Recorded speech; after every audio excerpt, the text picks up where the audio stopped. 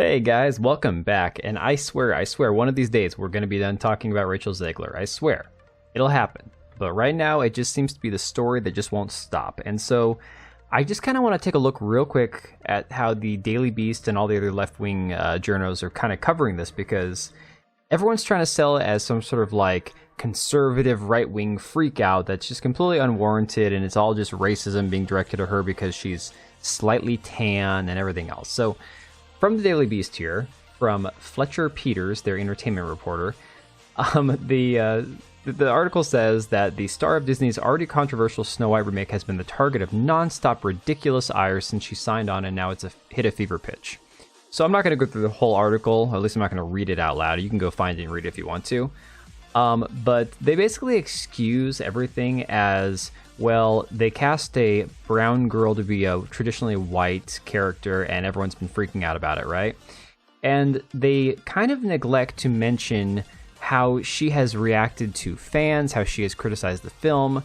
They address it in here, but they spin it as a, oh, just because she said she's modernizing it, people have been attacking her relentlessly, unjustifiably, for the comments like, for example, how it's no longer 1937, and how, she's not going to be saved by the prince, not going to be dreaming about true love. She wants to be the leader that her father told her she could be. First of all, let's be honest. Snow White is a very simple story. It's a classic animation, a very simple story about a princess, some dwarves, an evil queen, and the prince. That's it. The whole idea of taking a movie that's a very simple idea, a simple old animated story, and adapting it to try to create all these layers of depth in a movie that's going to be, look, we've seen the costumes, we've seen some of the production photos. It's crap, it's garbage. So trying to make it a serious movie where you get into the complex psychology of the princess and her hopes and aspirations and dreams, I'm sorry, guys. It's a Disney animated movie. You don't need to make it that deep. But anyways, so that's a whole side tangent.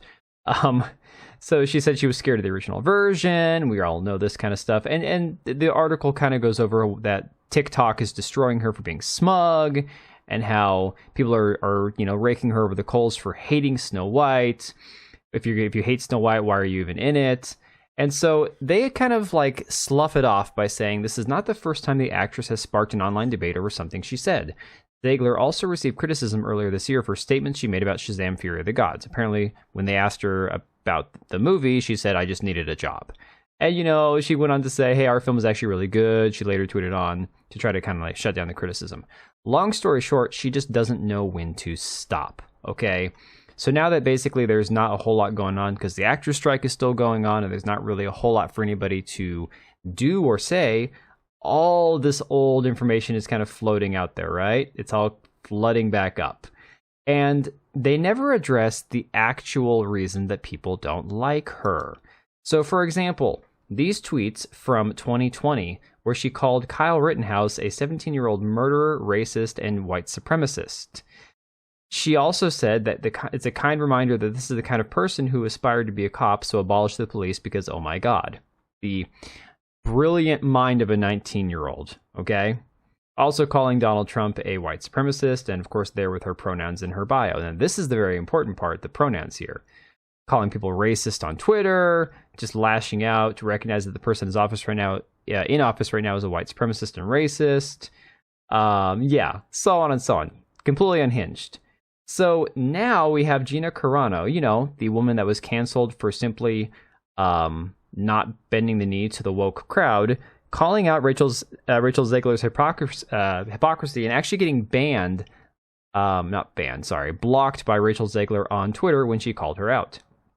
So Gina Carano recently called out Rachel Zegler's hypocrisy for calling on the world to become kinder after the Snow White actress had previously led a hate campaign against her. Now, this is actually very true. Rachel Zegler, about a week ago, tweeted out, "I hope the world becomes kinder." And that's really when this whole thing kind of kicked off, where people were like, okay, not only does the movie look stupid, not only did they cast a diversity hire in place of Snow White, now we've got, all these horrible things she said coming out. And it's like, why is this girl saying everyone needs to be kinder? Girl, you are a nasty, entitled brat. So this right here was from Gina Carano. She tweeted it at Rachel Zegler. Kind of making fun of at her expense because Rachel Zegler went after her relentlessly previously. So you see right here, Rachel Zegler back in 2020 said, "Do not make fun of pronouns. They're not a joke. Pronouns are validating. Pronouns are cool. Put your pronouns in your bio.